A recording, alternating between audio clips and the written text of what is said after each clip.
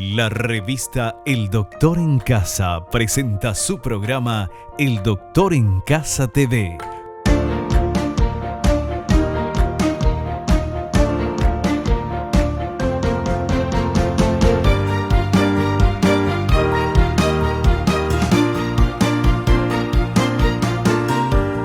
Con el patrocinio de Punto Pharma, tu salud y belleza.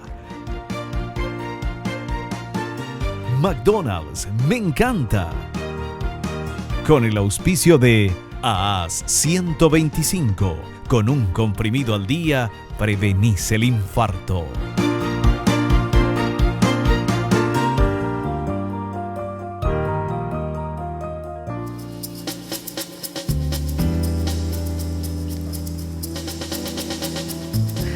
Hola, hola, ¿cómo están todos? Muy, pero muy bienvenidos. Esto es El Doctor en Casa. En el programa de hoy vamos a hablar de osteoporosis con la doctora Paola Gómez Guglielmini. Ella es geriatra. Y vamos a hablar de este tema porque atención lo importante y atención con este dato. La osteoporosis puede afectar a personas de todas las edades, pero es mucho más común en hombres y mujeres mayores. Cerca del 75% de las fracturas de cadera, vertebrales y de muñeca se producen entre personas de 65 años o más.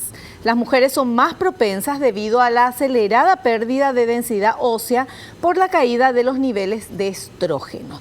Entonces, el tema de hoy es osteoporosis. Vamos a hablar con nuestra invitada, la doctora Paola Gómez Guglielmini. Ahí está, geriatra. Queremos al inicio del programa hacer nuestro ejercicio de la gratitud, el ejercicio del agradecimiento, porque es de bien nacido ser agradecidos y porque estamos seguros de que siempre hay algo por lo cual agradecer. Queremos agradecerle a Dios por el don de la vida, por el amor, por la salud, por la familia, los amigos, el trabajo, los compañeros de trabajo. Agradecer a las empresas y a las firmas que están apoyando a este programa, a vos que estás del otro lado y obviamente a los profesionales que nos visitan. Hechos los agradecimientos, comenzamos El Doctor en Casa. Hacemos un pequeño corte. Voy a recibir a nuestra invitada, la doctora Paola Gómez Guglielmini, geriatra, y enseguida estamos de vuelta.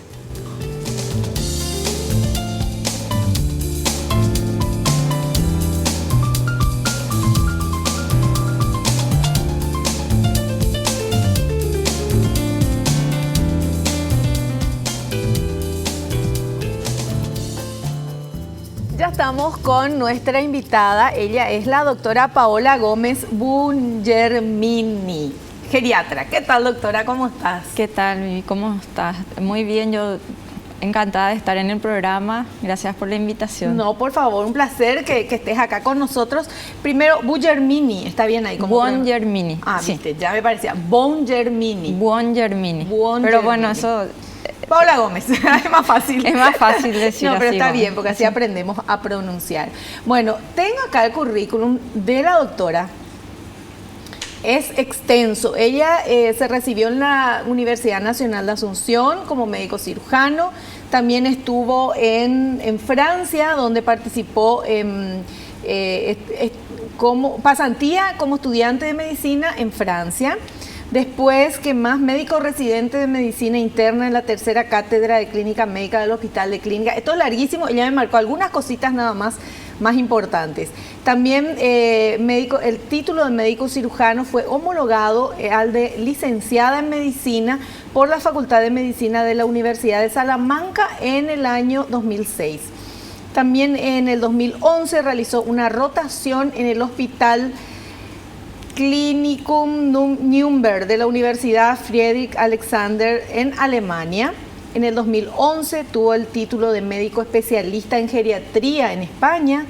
Desde agosto del 2011 hasta febrero del 2012 trabajó como médico adjunto especialista en geriatría en el Hospital Sagrado Corazón de Jesús en la ciudad de Huesca, España.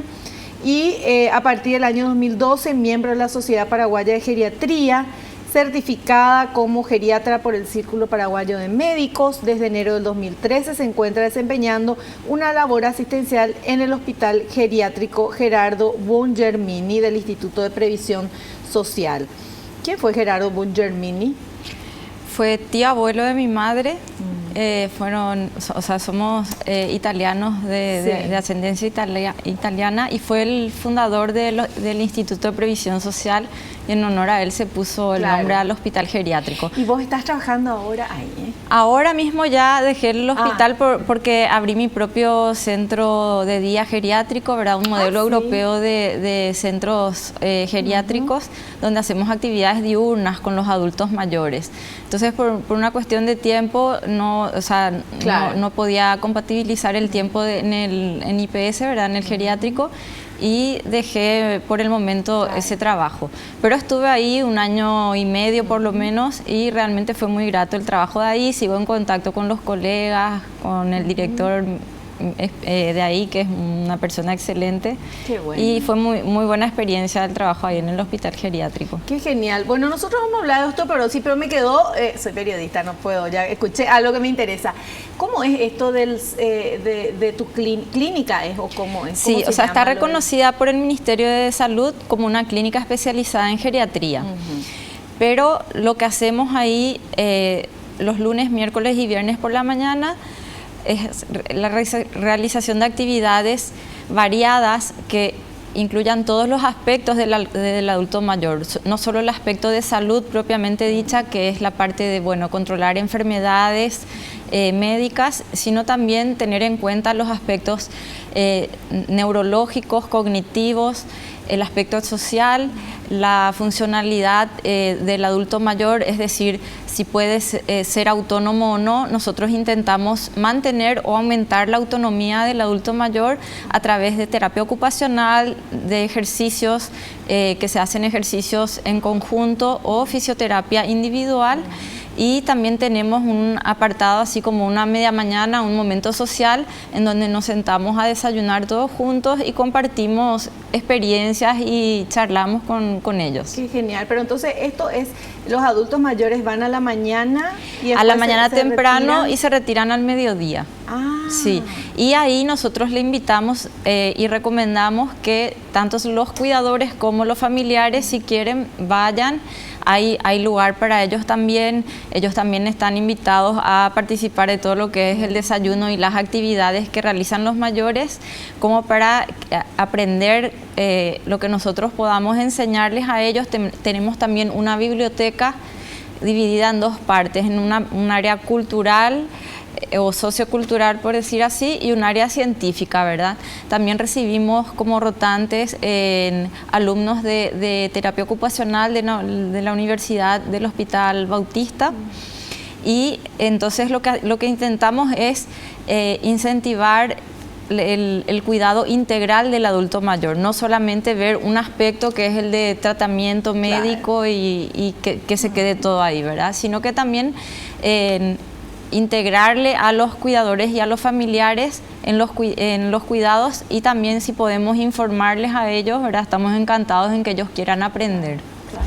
Me parece genial porque evidentemente vos hiciste esto después de tu experiencia en diferentes lugares y te das cuenta de que es lo que se necesita para el adulto mayor. ¿Verdad? Sí, que no es solamente que esté en la casa. Estamos hablando de adulto mayor o con algún tipo de problema de salud que no puede desenvolverse así a sus anchas, porque hay mucha gente de 80 años que está manejando, que qué sé yo, que no, son adultos mayores pero no están dentro de esto, que están las personas que necesitan de un cuidador o de un familiar que esté atento porque tiene problemas o para caminar, para movilizarse o para lo que sea, ¿verdad? Entonces es súper importante esto porque le da la calidad humana a ese adulto mayor, a ese tratamiento que se le da al adulto mayor, con esto que decís de reunirse, del desayuno, después de comentar cosas, no solamente estar atendiéndole que coma y que tome sus medicamentos. Exactamente, y uno de los mayores problemas de todos nuestros adultos, incluyendo desde mi abuela hasta la mayoría de los adultos mayores en el Paraguay y en todo el mundo, es el aislamiento social. ¿Por qué? Porque tenemos poco tiempo los jóvenes para dedicarle a nuestros mayores. Entonces, que ellos tengan una actividad y que vuelvan a reunirse con gente de su generación y también estar con gente de otras generaciones, eso les reaviva, ¿verdad? También hacemos lecturas literarias, un poco de canto, ¿verdad? Un poco, o sea, se va haciendo, o sea, ellos mismos nos van dando ideas, ¿verdad? De lo que quieren, lo que les gusta. De los que les gusta. Claro. Y entonces vamos incorporando siempre actividades nuevas. Qué fantástico. Felicitaciones, doctora, porque de verdad muchas gracias. Me encanta tener este tipo de noticias. Bueno, y nosotros ahora vamos a hablar de osteoporosis. Doctora, osteoporosis es cuando como que el hueso se queda tipo poroso y pierde esa fuerza. ¿Eso es osteoporosis? Sí, exactamente. O sea, el hueso tiene un tejido de soporte y un tejido, o sea, que está compuesto por proteínas sobre todo, y ahí también vienen a depositarse el calcio y otros minerales, ¿verdad? Entonces, cuando nosotros vamos llegando a cierta edad, hay un pico de masa ósea y muscular que a los 30, 35 años en las mujeres, por ejemplo, va decayendo, sí, y vamos perdiendo esa masa ósea, ¿verdad? También la masa muscular se va perdiendo, que tiene mucho que ver con la osteoporosis, porque la misma tracción que realiza el músculo sobre los huesos también estimula la formación de nuevo hueso. Entonces también es un factor que predispone a la osteoporosis. Entonces, cuando se van perdiendo por diversos motivos los minerales, como cité antes, y las proteínas, va apareciendo lo que se llama osteoporosis, ¿verdad? Tiene una etapa previa de pérdida de masa ósea que se llama osteopenia. Ya. ¿Todo el mundo va a llegar a tener osteoporosis sí o depende de su alimentación, de su estilo de vida o de lo que sea? No necesariamente, no, porque depende de muchísimos factores. O sea, está la osteoporosis primaria, que es la osteoporosis que tiene unas causas así generales, básicas, y que muchas de ellas son prevenibles, ¿verdad? Y existen causas de osteoporosis secundarias, que son enfermedades sistémicas, o sea, enfermedades, por llamarles así, no comunes, que también predisponen a tener osteoporosis. Pero lo más frecuente es que sea por un déficit ya en la absorción o en la asimilación del calcio, por la toma de ciertos medicamentos como anticonvulsivantes, por ejemplo el uso crónico de corticoides o de otro tipo de medicamentos, la falta de actividad física, la disminución de la ingesta de alimentos ricos en calcio. O sea, hay una serie de factores que nosotros podemos combatir, ¿verdad? Así que no necesariamente todos llegamos a tener osteoporosis. Claro. Bueno, eso es importantísimo ya de saber, ¿verdad? Porque las mujeres tenemos más riesgo, ¿verdad?, que los varones de tener osteoporosis. Hay una las hormonas, ¿verdad? Casi una relación de 4 veces más de riesgo de tener osteoporosis, y ahí influye mucho el factor hormonal en la mujer, ¿verdad? Sí. Y por eso es que de repente cuando uno escucha, se cayó la abuelita, se rompió la cadera y después ya no se recupera, es como que se queda la mayoría de las veces durante mucho tiempo en cama y todo eso. ¿Eso es por el tema de la osteoporosis? En su mayoría sí, o sea, realmente no todas las fracturas son osteoporóticas. Muchas veces incluso puede primero fracturarse el hueso y después caerse la persona. Eso sí puede ser a causa de una osteoporosis muy importante que uno ya tenga, o a veces por el mismo traumatismo. Claro. Si es un traumatismo de alto impacto, aunque uno no tenga osteoporosis, puede tener una fractura. Y ahora, pero la recuperación, el tema de la rehabilitación sí es importantísimo. Eso depende del tipo de fractura, porque hay fracturas en las que hay fracturas llamadas en estallido, hay fracturas o sea, hay huesos que se fracturan en 2 partes nada más, que requieren diferentes tipos de tratamiento. Muchos de esos tratamientos ya se deciden de forma intraoperatoria. Y después es muy importante la fisioterapia rehabilitadora, ¿verdad?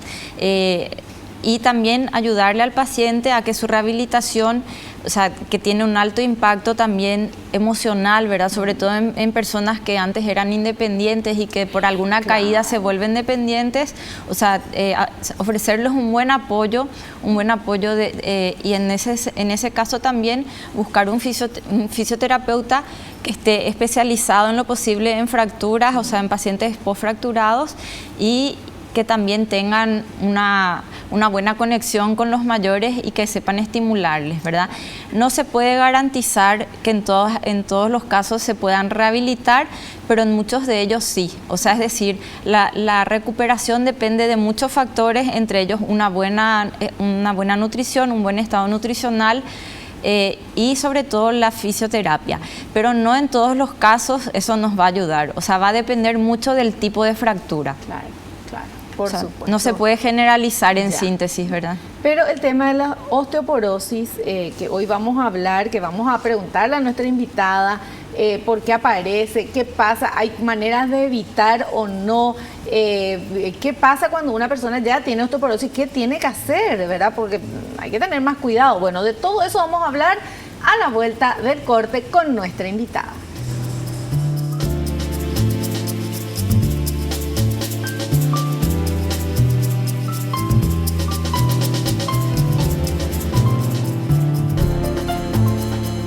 Continuamos charlando con nuestra invitada y nosotros tenemos material que habla del tema osteoporosis.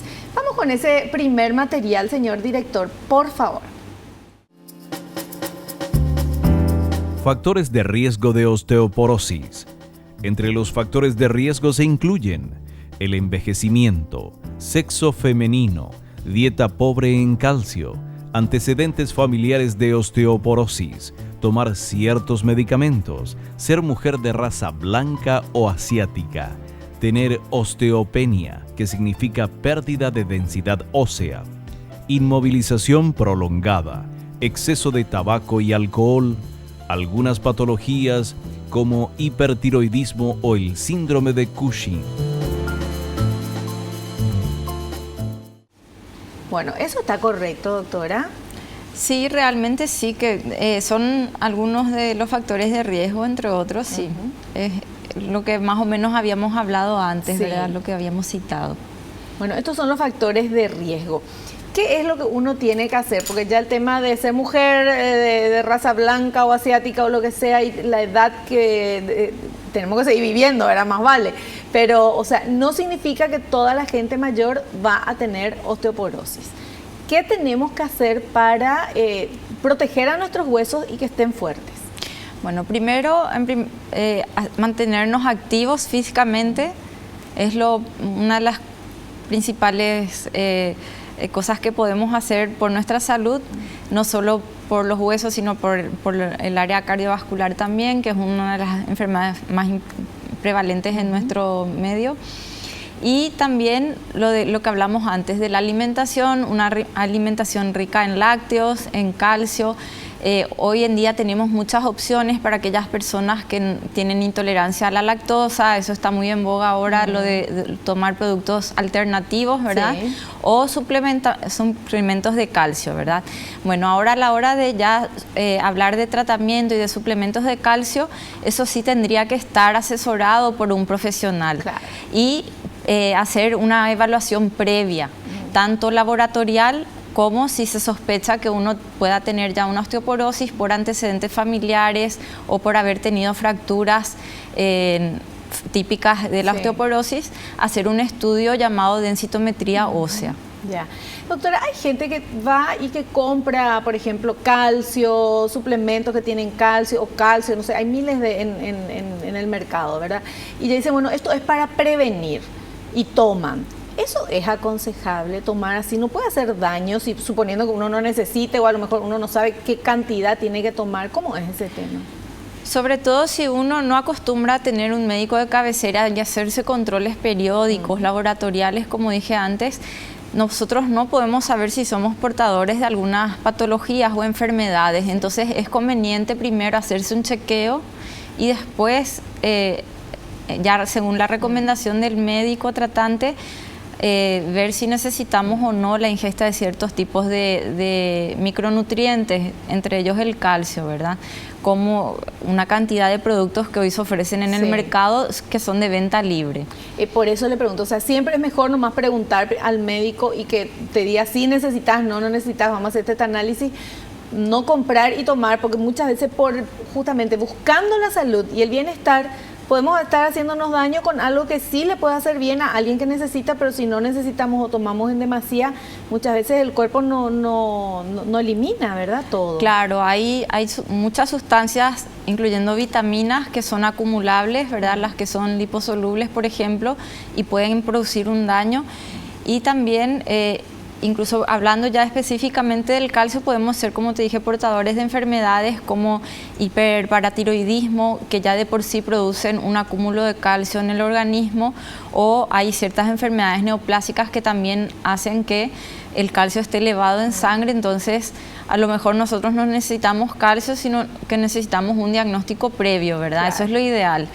Entonces es un análisis fácil de realizar, porque es tomar una muestra de sangre, hacer un análisis completo, ¿verdad? Que incluya también hormonas tiroideas, que incluya el calcio, el magnesio, el fósforo, que va acompañado en el metabolismo del calcio, también se acompaña el metabolismo del fósforo, y hacer un chequeo básico, por lo menos anual, o bueno, depende un poco de la situación clínica de cada persona, y según eso ver si se puede o no consumir ciertos productos, ¿verdad? Y hablando del calcio, porque tiene que ver con osteoporosis, porque tiene que ver con los huesos y todo eso, hablando del calcio, hay, no sé cómo se llaman, inyecciones de calcio, una cosa así, de que en ciertos momentos uno tiene que tomar eso, ponerse una vez al año, o en mujeres en la menopausia, por ejemplo. El calcio se recomienda tomar por vía oral. Eso sí, el calcio se recomienda tomar acompañado de vitamina D. Lo ideal sería, la recomendación cuando uno ya tiene un déficit de calcio, sería de 1.200 miligramos al día, por lo menos, acompañado de 800 a 1.000 unidades, por lo menos, internacionales de vitamina D. Sí es posible repartir esa dosis en 2 tomas para asimilar mejor esos nutrientes, y también contamos con otros fijadores del calcio del grupo, por ejemplo, del bifosfonato, o otros fijadores como el ranelato de estroncio, el risendronato, o sea, fijadores de calcio se llaman. Sí, son fijadores del calcio, que ya son de aplicación por vía endovenosa anualmente, o por vía oral, que se pueden tomar de forma semanal o mensual. Hay también nuevos fármacos inmunomoduladores que también ayudan al metabolismo del calcio. Lo habitual es, cuando ya se diagnostica una osteoporosis, combinar la ingesta de calcio combinado con vitamina D y un fijador del calcio, ¿verdad? Eso depende de la situación de cada persona, evidentemente, porque todos los medicamentos tienen efectos secundarios. Claro, y si se determina que una persona tiene osteoporosis, bueno, los médicos determinan eso, y hay un montón de vitaminas, de calcio, de esto, lo otro que se les da. ¿Esto frena el avance de la osteoporosis o reconstituye, se puede hacer de vuelta más fuerte el hueso? Ambas cosas, o sea, lo que nosotros tenemos que intentar es volver a fortalecer los huesos, sobre todo las áreas más sensibles, más susceptibles a las fracturas osteoporóticas, que son las muñecas, las caderas, la columna, sobre todo la columna dorsolumbar. Y a la vez nosotros estamos haciendo una prevención secundaria, se llama, cuando uno ya tiene una enfermedad, se hace un tratamiento que constituye una prevención secundaria, ¿verdad? Claro. Perfecto. Bueno, y ahora vamos a ver, tenemos un material que habla, porque hay diferentes tipos, yo no sabía esto, tipos de osteoporosis. Vamos a ver, por favor, señor director. Tipos de osteoporosis. Osteoporosis primaria, involutiva o senil. Tipo 1 o posmenopáusica. Tipo 2, mujeres y varones de más de 70 años. Idiopática, característica en personas jóvenes, no se conoce la causa. Osteoporosis secundaria, favorecida por factores alimentarios, dieta baja en calcio o problemas en la absorción del mismo, enfermedades endocrinológicas como diabetes mellitus, hiperparatiroidismo o hipertiroidismo, enfermedades metabólicas como intolerancia a la lactosa, amenorrea o falta de la menstruación, enfermedades genéticas, uso prolongado de determinados fármacos, enfermedades del hígado, alcoholismo, insuficiencia renal crónica o inmovilización.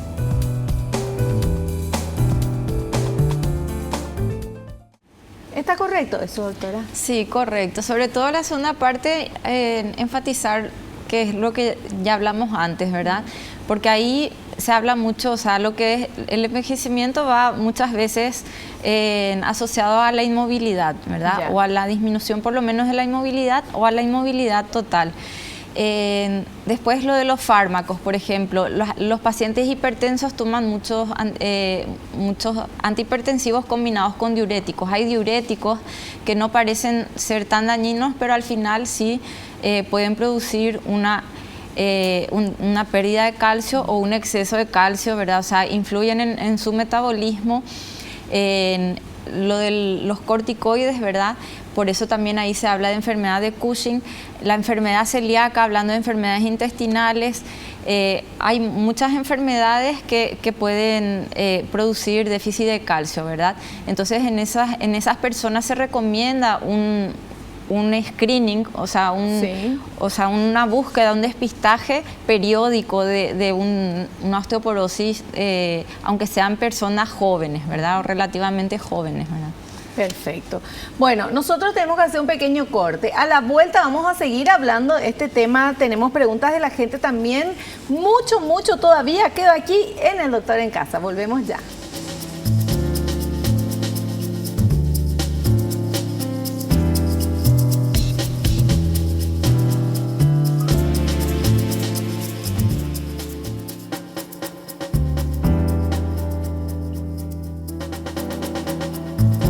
Continuamos charlando aquí en El Doctor en Casa. Estamos con la doctora Paola Gómez Bugermini, geriatra, está hablándonos de osteoporosis. Y tenemos otro material que habla de los síntomas de la osteoporosis. Es muy importante esto, porque ¿cómo sabemos si tenemos o no tenemos, si no nos vamos? ¿Tiene algún síntoma? Vamos a ver, por favor, señor director. Síntomas de osteoporosis. No hay síntomas en las etapas iniciales de la osteoporosis. Muchas veces las personas tienen una fractura antes de saber que padecen la enfermedad.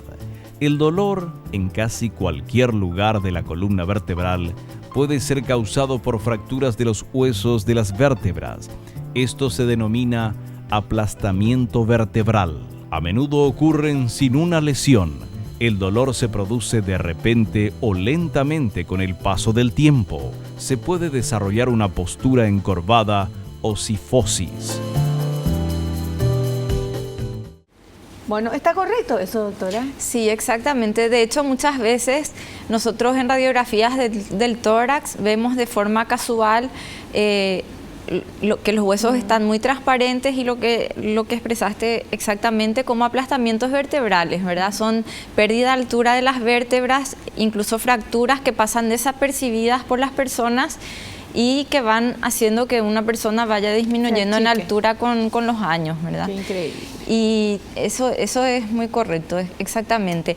Generalmente la osteoporosis no tiene por qué dar síntomas y se diagnostica ya sea porque el médico, sea un ginecólogo, un endocrinólogo o un reumatólogo le pida algún estudio en particular al paciente, que en este caso la densitometría, ahí se hace el diagnóstico de osteoporosis, ¿verdad? Porque para tener un diagnóstico certero tenemos que tener, porque eso está estandarizado, ¿verdad? Claro. O sea, hay valores estandarizados que nos indican que una persona tiene osteoporosis, osteopenia o que no tiene ningún déficit de masa o densidad ósea, ¿verdad? Perfecto.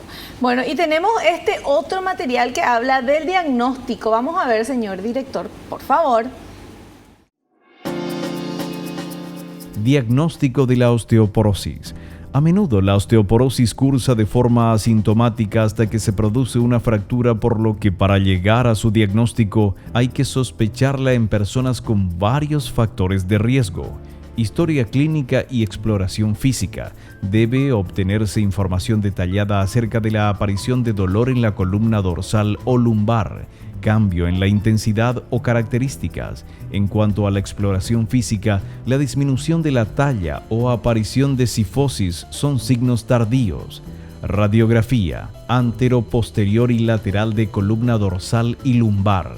Es de gran utilidad para identificar fracturas localizadas y determinar la altura de los cuerpos vertebrales, pero su valor es muy limitado para determinar la masa ósea, ya que solo se observa cuando esta es importante, generalmente superior al 30%. Análisis de laboratorio. La fosfatasa alcalina es una sustancia de la sangre que aumenta en la osteoporosis cuando se está reparando una fractura. Densitometría.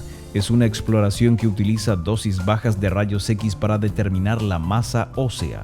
Previamente se utilizaban la tomografía axial computarizada y la resonancia magnética. Bueno, así se diagnostica. ¿Está Realmente correcto? Sí.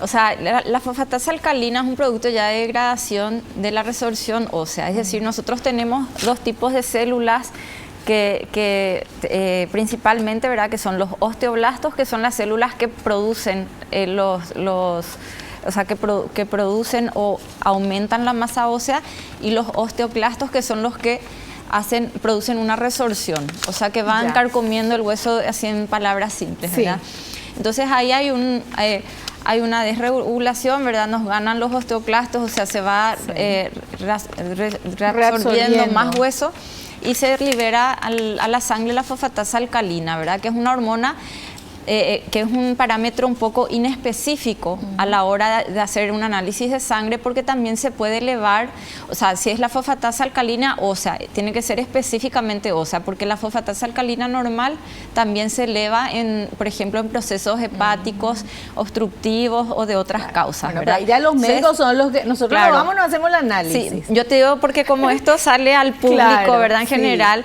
una fosfatasa alcalina así simple elevada no indica generalmente. O sea, no va a ser un indicador de osteoporosis, sino que hay que descartar también otras enfermedades, ¿verdad? Perfecto. Bueno, lo de la densitometría sí, es la prueba que se llama Gold Standard, es decir, nuestra prueba básica de diagnóstico de osteoporosis. ¿Y en qué consiste, verdad? O sea, en hacer los estudios con rayos, y se compara el resultado de cada persona con un estándar que compara la masa ósea del paciente en estudio con una población sana, joven, de alrededor de 20 años, ¿verdad? Cuando la desviación estándar de esos números está entre -1 y -2,5, hablamos de osteopenia. Cuando es mayor la desviación estándar a -2,5, hablamos de una osteoporosis, ¿verdad? Y es así de sencillo y complicado a la vez, ¿verdad? O sea, es decir, hay que tener esa prueba para poder decir con certeza que uno tiene una osteoporosis. ¿Y a qué edad se recomienda hacerse esta prueba de densitometría? Depende, si es que, o sea, no hay una edad exacta, ¿verdad? Pero sí, cuando uno ya llega a la adultez mayor, ¿verdad? Es recomendable, sobre todo en mujeres, para hacer una prevención, para hacer un diagnóstico lo más precoz posible y una prevención secundaria si es que existe, ¿verdad? Y en personas que tengan factores de riesgo añadidos, ¿verdad? Como dijimos antes, enfermedades que predispongan a la osteoporosis antes, ¿verdad? O sea, por más de que sean personas jóvenes. Perfecto. Bueno, tenemos también justamente lo que hablaba la doctora, prevención de la osteoporosis. Vamos a ver, señor director, por favor. Prevención de la osteoporosis. Nutrición adecuada. Es necesario tomar alimentos que contengan calcio y vitamina D. En adultos mayores se recomienda una administración en forma de suplementos, evitar el consumo excesivo de tabaco o alcohol, ejercicio físico, una actividad física razonable adaptada a la edad y características de la persona incrementa la coordinación y potencia los músculos y el equilibrio. Prevenir caídas. Algunos trucos que pueden disminuir el riesgo de caída son utilizar un calzado adecuado y cómodo, solucionar los problemas de vista, iluminar bien las diferentes estancias de la casa, evitar obstáculos, utilizar medidas de prevención, utilizar medidas de apoyo para entrar en la bañera, realizar una densitometría de forma periódica, con frecuencia no inferior a 2 años, sobre todo en mujeres con factores de riesgo tras la menopausia. Bueno, está correcto, doctora, eso es así, Sí. la manera de prevenir. Exactamente, bueno, ya repitiendo ya de forma muy sintética lo del ejercicio físico y la alimentación fundamental. Sí. Y un tercer tema del que se habla acá, sobre todo, bueno, yo siendo geriatra que insisto muchísimo en todas las casas porque hago muchas visitas domiciliarias, sí, y ahí vas conociendo también el ambiente en el que vive un adulto mayor. Sí. Evitar las barreras arquitectónicas para prevenir las caídas, ¿verdad? Porque las barreras arquitectónicas que no nos damos cuenta a veces que existen en la casa es desde tener un exceso de muebles, tener alfombras, tener pisos que se deslizan fácilmente, ya se están colocando cada vez más barras en los domicilios, ampliando los baños, como hablaste también el tema de las bañeras, ¿verdad? Sí. Si es posible cambiar las bañeras por duchas, hacer que la vida del adulto joven o del adulto mayor sea cada vez más, sea más segura, por decirte, en el día a día, ¿verdad? Claro. Y para eso hay que intentar eliminar todo tipo de barreras arquitectónicas. Lo de la iluminación también es muy correcto, claro, ¿verdad? Y por supuesto hacerse chequeos de vista, que eso es ya sí, un tema así de salud, así básico, ¿verdad? Así mismo, sí, así mismo. Bueno, y tenemos preguntas de la gente. Estamos en redes sociales. Vamos a ver, por favor, quién está ahí, qué quieren saber. Jorge de Mariano Roque Alonso dice, ¿tomar calcio en pastillas ayuda cuando ya se tiene osteoporosis? Sí, no solo que ayuda, sino que es el tratamiento de la osteoporosis. O sea, como hablamos antes, el calcio combinado con la vitamina D, y la vitamina D, incluso cuando hay una insuficiencia o una deficiencia severa, se puede hacer una dosis de carga inyectable y después continuar el tratamiento de forma vía oral, con pastillas. Muchos de los comprimidos hoy en día ya vienen masticables para que su ingesta sea más agradable. Lo recomendable también, como dije antes, es para no limitar la absorción del calcio, sobre todo, que la dosis diaria recomendada sea repartida en 2 tomas por lo menos, y combinar, si es necesario, con un fijador del calcio, ¿verdad? Ya. Perfecto, pero eso te va a dar el médico, ¿no? Es ir corriendo a la farmacia a comprar cualquier cosa. Con una indicación médica precisa, sobre todo, ¿por qué? Porque los fijadores del calcio tienen un efecto secundario importantísimo y tienen una forma muy específica de tomar, ¿verdad? Un efecto secundario que puede ser frecuente e importante, que es el reflujo gastroesofágico. Entonces hay que tomar en ayunas con una serie de precauciones, claro, que si bien viene en el prospecto, el médico tiene que indicar de todas formas, ¿verdad? Claro, no y recalcar también eso siempre cuando uno indica la ingesta de este tipo de fármacos. Claro. ¿Cómo, dónde y en qué momento tomar, sí, verdad? Exactamente. Perfecto. Tenemos otra consulta, a ver. Mariana de Concepción dice, ¿tener dolores de hueso desde joven puede indicar que se va a padecer osteoporosis más adelante? No, realmente no tiene nada que ver, pero sí es importantísima la pregunta. ¿Por qué? Porque uno de joven puede tener dolores óseos por el crecimiento, sí, o por muchísimos otros factores, ¿verdad? Entonces, si uno tiene dolores óseos siendo joven, también hay que ir a un traumatólogo o a un pediatra, claro, depende de la edad, si ya es pediatra o clínico, y hacerse un estudio de huesos. ¿Por qué? Porque puede indicarnos tanto patologías benignas como malignas. Entonces es un signo de alarma. Muchas veces los dolores óseos son normales por el crecimiento, pero en ningún caso serían indicadores de que uno va a tener osteoporosis, claro, pero tiene que llamar la atención. Claro. Sí. Pero ahora los dolores dolores de crecimiento existen, ¿verdad? Que te duelen los huesos cuando te estás estirando, como decimos nosotros, sí, el chiquito está claro, comenzando a... pero también existen tantas otras causas, Claro, que hay que ir al médico. Que no siempre asumir lo más sencillo, sino que tomar en serio, ¿verdad? Claro. Hoy contamos ya con muchísimos métodos diagnósticos. Hay bastante acceso a la salud, aunque no parezca, o sea, aunque no se cubran todas las necesidades, ¿verdad? Que no vamos a entrar en temas así políticos y todo eso, pero hay bastante acceso a la salud, ¿verdad? Aunque uno tenga que tener un poco de paciencia a veces o ser persistente, ¿verdad? Hay que tener, un poco, mucha paciencia y ser persistentes, pero ante cualquier síntoma que no sea normal, acudir al médico, ¿verdad? Bueno, ¿y qué tenemos que hacer en el tema de qué tipo de alimentos, por ejemplo, serían recomendables tener en la dieta diaria de toda la familia para tener los huesos sanos y fuertes? Por ejemplo, bueno, lo principal es la ingesta de lácteos. Pueden ser descremados, eso no tiene nada que ver. Si es lácteo descremado, sí, también tiene calcio. Sí, y además ahora las leches vienen ya fortificadas con vitamina D y calcio, vienen suplementadas. Sí. También, por ejemplo, los frutos secos. Bueno, yo ahí ya me meto un poco en el campo de los colegas nutricionistas, ¿verdad? O nutriólogos. Pero bueno, hay una serie de alimentos ricos en calcio que no precisamente son los lácteos, ¿verdad? O sea, hay muchos alimentos que podemos consumir, y entre ellos una fuente muy rica en calcio son los frutos secos, ¿verdad? Que se pueden comer como aperitivos, ponerle a las ensaladas, o sea, bueno, el consumo es muy amplio, ¿verdad? Perfecto. Bueno, doctora, nosotros vamos a hacer un pequeño corte ahora. A la vuelta estamos en la parte final de nuestro programa. Volvemos enseguida.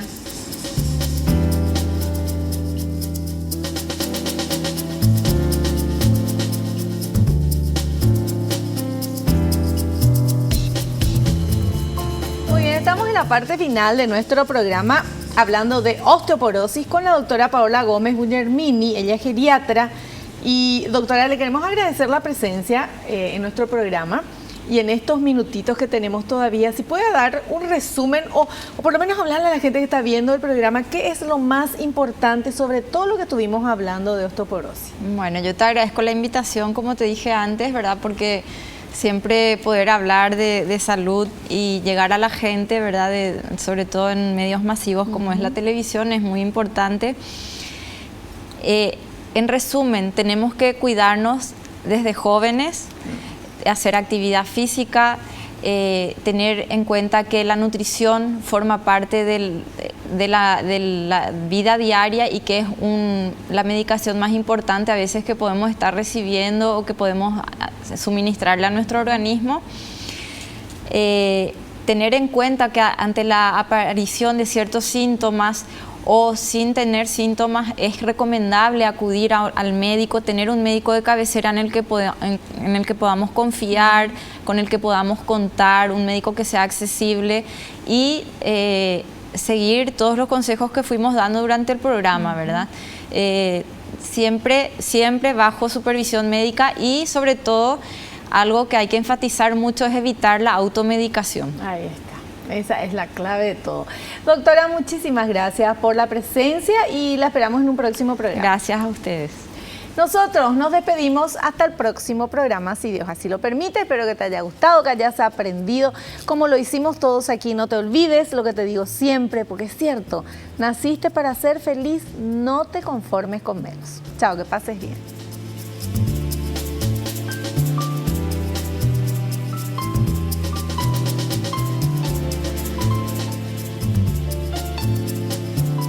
La revista El Doctor en Casa presentó su programa El Doctor en Casa TV con el patrocinio de Punto Pharma, tu salud y belleza.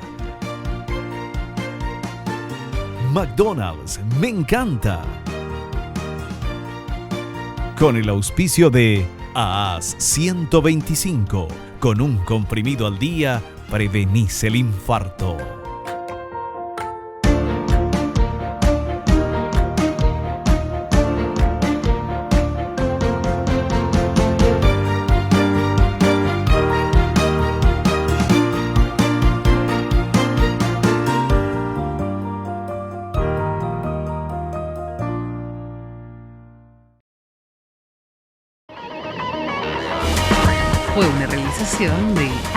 adelante.